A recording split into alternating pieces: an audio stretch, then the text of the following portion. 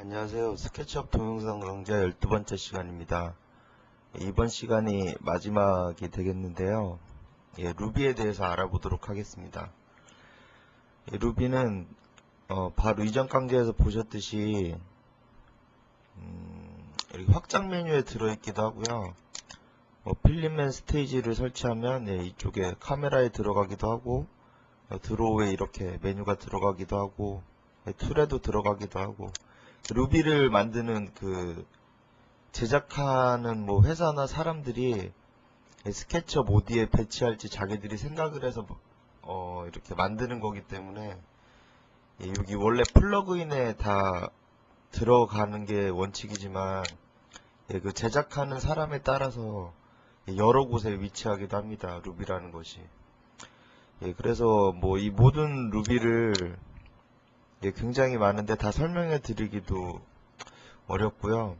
그리고 다 유용하다고 생각되는 것도 아닙니다. 저 같은 경우는 여기 있는 디셀렉트 엣지하고 페이스 이거를 가장 많이 쓰거든요. 다른 거는 그냥 거의 모델링 상으로 커버가 되는 거고 좀 더 편하게 쓰기 위해서 루비가 있는 건데 완벽한 모델링을 하기 위해서는 좀 부족한 것도 사실입니다. 어차피 루비를 써도 손을 봐야 되는 경우도 많기 때문에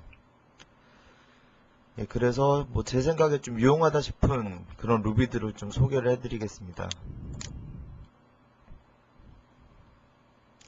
여기 일단 보시면 먼저 저기 루비를 설치하는 걸 가르쳐 드릴게요. 간혹 루비 설치 못하시는 분들이 계셔서 제가 다음 카페에 2004년 11월 17일자 루비를 업로드를 하겠습니다. 그걸 받으신 다음에 스케치업 포가 깔려있는 곳으로 가셔서 여기 루비라는 폴더 말고 여기 플러그인이라는 폴더가 있습니다. 여기에 이렇게 위치하게끔 압축을 풀어주시면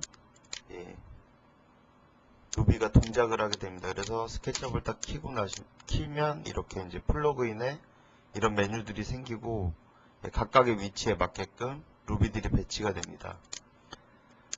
여기 있는 메이크 페이스는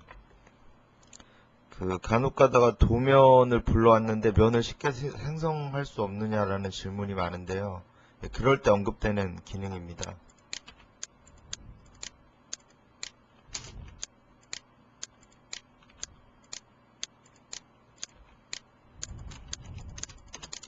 예를 들어 이렇게 도면이 들어왔다고 치면 이렇게 선 전체를 선택을 하시고 메이크 페이스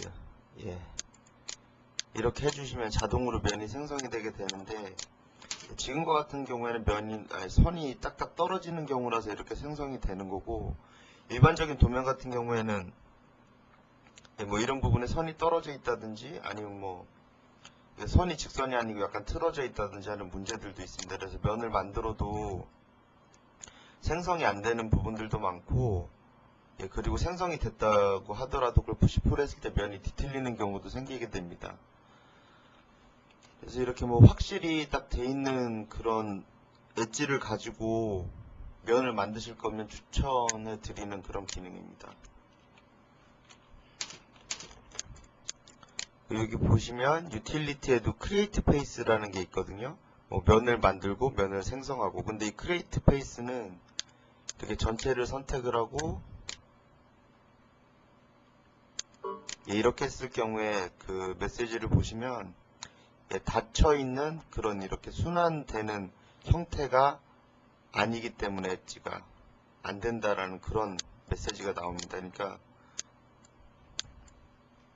이렇게 딱 네모나게 닫히는 아니면 동그랗게 닫히는 그런 방식으로 선택을 하고 크리에이트 페이스를 해야 됩니다. 훨씬 더 불편하죠. 그래서 만약에 쓸 일이 있다면 이 메이크 페이스를 쓰는 거를 권해드리고 싶습니다. 근데 도면이 일반적인 건축 도면을 보시면 워낙 복잡하기 때문에 또 이 메이크 페이스로 만들려면 시간도 굉장히 오래 걸리고 제대로 만들어지지도 않기 때문에 이런 간단한 부분들에서 부분적으로 활용할 때 권해드리고 싶습니다. 그리고 여기서 한 가지 더 보자면 여기 계단을 만드는 게 있거든요. 뭐 콘크리트 계단이고, 이거는 스틸 계단.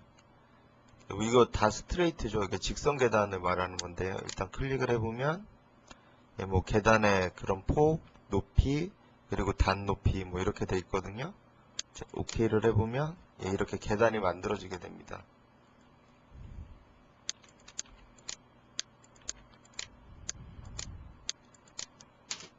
자, 이제 스틸로 만들어 보면요. 이렇게 스틸 같은 경우에는 이렇게 따로따로 판이 만들어지고, 그리고 이쪽에 프레임이 이렇게 둘러 쳐져서 지지를 하는 거기 때문에 이렇게 만들어지는 것 같고요. 콘크리트는 한 번에 부어서 만드는 거기 때문에 이렇게 붙어있는 모양으로 만들어지는 것 같습니다. 이것도 간혹 가다가 쓸만하다고 생각되니까 기억해 두시면 좋겠습니다. 그리고 여기 이제 플러그인에 보면 여기 토포라는 게 있습니다. 이게 스케치업 5가 나오기 전까지 스케치업에서 지형을 만들 수 있는 그런 대안이 되는 플러그인이었습니다. 근데 이게 제가 그 지형 작업을 하면서 이거를 사용해 봤는데 일단은 굉장히 느리고요. 그리고 만들기에도 복잡하고 여러모로 좋지 않았었습니다. 그리고 단계가 여러 단계를 한 3단계 정도는 거쳐야 지형이 만들어졌었고요. 무엇보다도 속도가 너무 느리다는 게 굉장히 단점이었습니다. 차라리 뭐 비즈에 있는 터레인 기능으로 지형을 만드는 게 훨씬 간편했거든요. 근데 뭐 하지만 이제는 뭐 스케치업 5에 샌드박스 기능이 추가되면서 지형을 쉽게 만들 수 있게 됐기 때문에 이 부분은 생략하도록 하겠습니다. 3D 그리드라고 있는데요. X, Y, 그리고 그 사이 간격 이렇게 누르면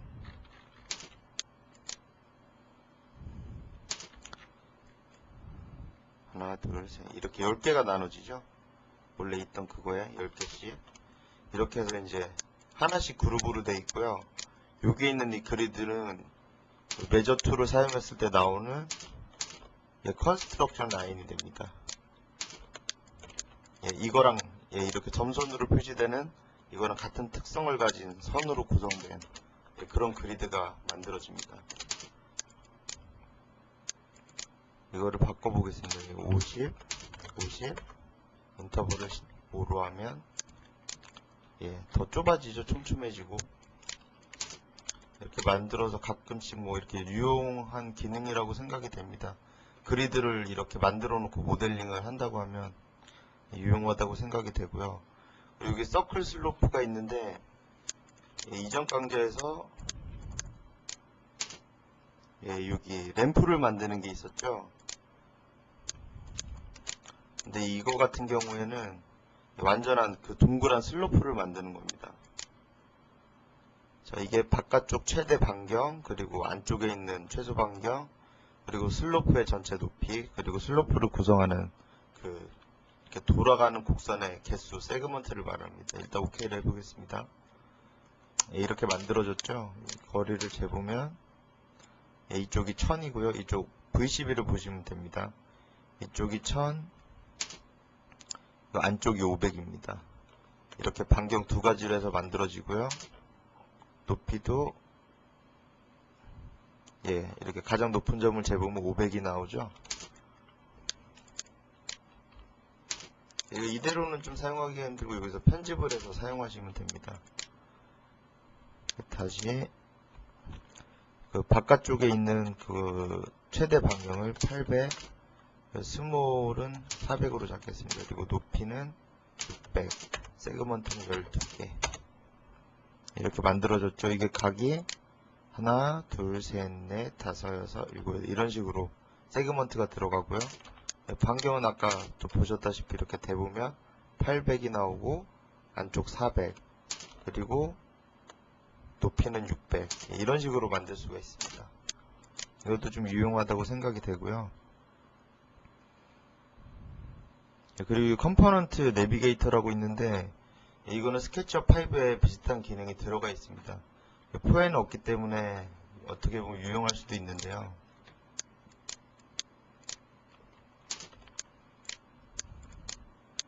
컴포넌트를 이렇게 배치를 해보겠습니다.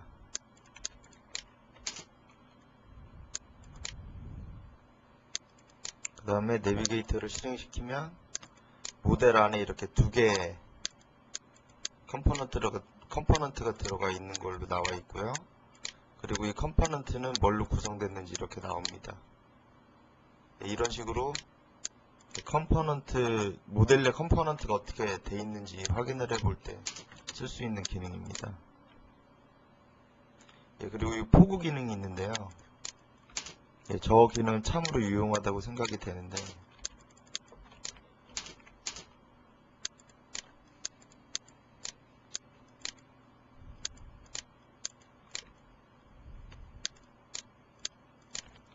간단하게 이렇게 매스를 놔보겠습니다.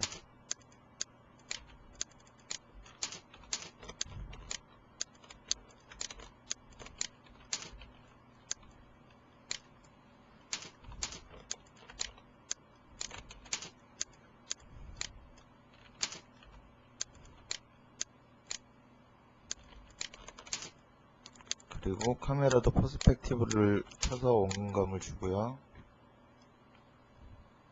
이 상태에서 포그, 자, 디스플레이 포그를 키면 포그가 이제 적용이 되는 겁니다. 뿌옇게 보이시죠? 끄면 선명하게 나오고 키면 안개가 낀 것처럼 이렇게 뿌옇게 나오게 됩니다. 여기 보시면 지금 포그 타입이 있는데, 이게 그 뎁스에 따라서, 그러니까 이쪽 원점 축으로부터 얼만큼 멀어지느냐에 따라서 안개가 적용이 되는 거고요. 이 댄스는 이 길이나 위치나 상관없이 전체적으로 균일하게 안개를 들이우는 역할을 합니다. 그리고 스모크 오어 헤이지 이거는 저도 그렇게 효과를 잘 볼 수가 없다고 생각을 합니다. 일단 이거 두 개면 되는데요. 이 뎁스 이거 한 걸 보시면 이렇게 발을 움직이게 되면 전체적으로 이렇게 안개가 거치는 것처럼 맑아지죠. 스타트 부분을 이렇게 하면 이쪽에 가까이 있는 부분들이 또 선명해지죠. 그렇죠? 이렇게 선명해지고 이쪽은 뿌옇게 되어 있는 상태고, 시작을 뒤로 이렇게 미루면 또 다 뿌얘지고, 그리고 엔드를 이렇게 당기면 이쪽이 또 선명하게 거치게 됩니다. 안개가. 그래서 이렇게 효과를 내주시면 좋고요. 좀 프로젝트 규모가 큰 것일수록 좀 더 많은 효과를 낼 수 있을 거라 생각을 합니다. 이 댄스를 사용하면 여기 포그 덴시티라고 있죠. 안개의 밀도거든요. 그래서 이게 수치를 올리는 거에 따라서 이쪽이 점점 더 뿌얘지죠. 전체적으로 이렇게 뿌옇게 만들 때 사용하기 때문에 이 기능 하나만 있어도 아주 쓸만한 거라고 생각을 합니다. 끄실 때는 디스플레이 포그를 다시 해제를 해주시고요. 그리고 돔이라는 게 있는데, 스케쳐 컴포넌트에 돔이 있거든요. 그래서 돔 같은 경우에 그냥 컴포넌트를 불러서 써도 되는데, 좀 돔을 그냥 이렇게 원하는 사이즈로 만들고 싶을 때 원을 하나 만드시고요. 이렇게 돔을 클릭하게 되면 이렇게 돔이 자동으로 만들어지게 됩니다. 그래서 이렇게 볼펜 위에 볼펜 뚜껑이라든지 아니면 어떤 이렇게 속이 빈 철제 이렇게 봉의 끝에 막은 부분이라든지 그런 쪽으로 이런 식으로 모델링을 하실 수가 있습니다. 이것도 좀 간편한 기능이라고 생각이 되고요. 그리고 여기 레스가 있거든요. 제가 팔로우미에 대해서 설명을 드릴 때 도자기 모양을 만든 걸 기억을 하실 겁니다. 그때 360도 돌려서 단면을 가지고 360도를 돌려서 만드는 걸 제가 레스라고 그랬는데요. 이 레스라는 게 맥스에도 이렇게 레스라고 불리는 기능이 있습니다. 똑같이. 근데 이 레스는 일단 단면을 한번 그려보겠습니다. 그래요? 이렇게 단면을 그렸는데, 팔로우미 같은 경우에는 이거에 이제 면이 생성이 돼야 그 면을 하고 이렇게 패스를 이렇게 따라서 돌아가는 그런 방식인데, 이건 면만 이렇게 엣지만 있어도 이걸로 그냥 면이 만들어집니다. 레스를 클릭하고 스텝은 이제 이게 몇 단계로 돌아갈 것이냐, 이게 높을수록 디테일해지고 이건 몇 도까지 돌아가느냐고요. 오케이. 다시 해보겠습니다.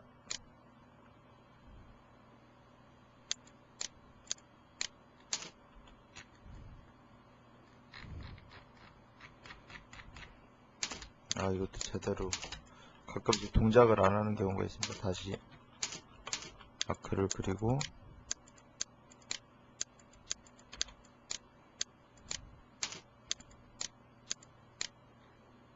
지금 여기 퍼센테이지가 올라가고 있죠. 왼쪽 아래.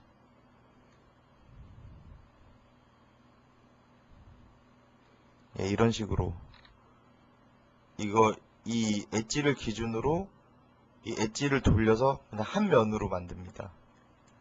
이런 식으로 간단하게 만들 수 있고, 이거 만든 다음에 이렇게 스무스로 해주셔도 좋고요. 그럼 어느 정도 쓸만하게 나옵니다. 그 스텝을 더 올려서 디테일하게 만드셔도 되고요. 이것도 이제 상황에 따라서 쓸만한 기능이라고 생각이 됩니다. 그리고 뭐 나머지는 그렇게 제 생각에 뭐 필요하다고 생각되는 기능들은 없고요. 그리고 뭐 이 뷰 같은 경우에는 그냥 뷰를 돌리는 거고, 자동으로 돌아가는 기능이 있죠. 캐드에서도 이렇게 돌아가게끔 이렇게 그려져 있는 상태에서 이렇게 돌려도 됩니다. 이런 식으로 이제 모델을 보여줄 때 할 수 있는 거고, 이걸 누르면 스톱이 되고요. 그리고 이제 제가 가장 많이 쓰는 건데, 이게 참 작업 도중에 굉장히 유용합니다. 디셀렉트 엣지, 디셀렉트 페이스. 일단 이렇게 사각형을 그리고요.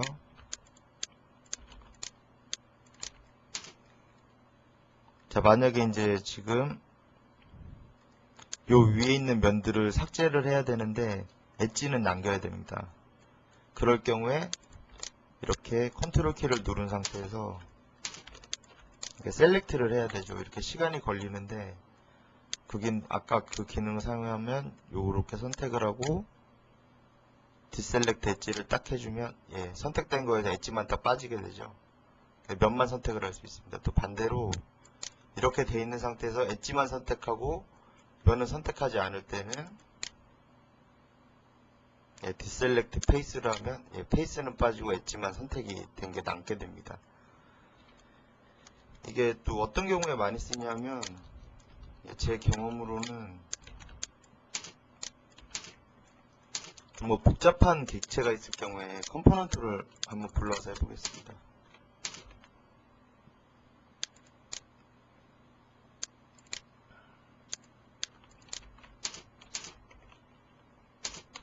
만약에 이게 어떤 건물이라고 생각을 하고요. 예를 들어서 제가 섹션으로 바닥을 만드는 걸 가르쳐 드렸죠.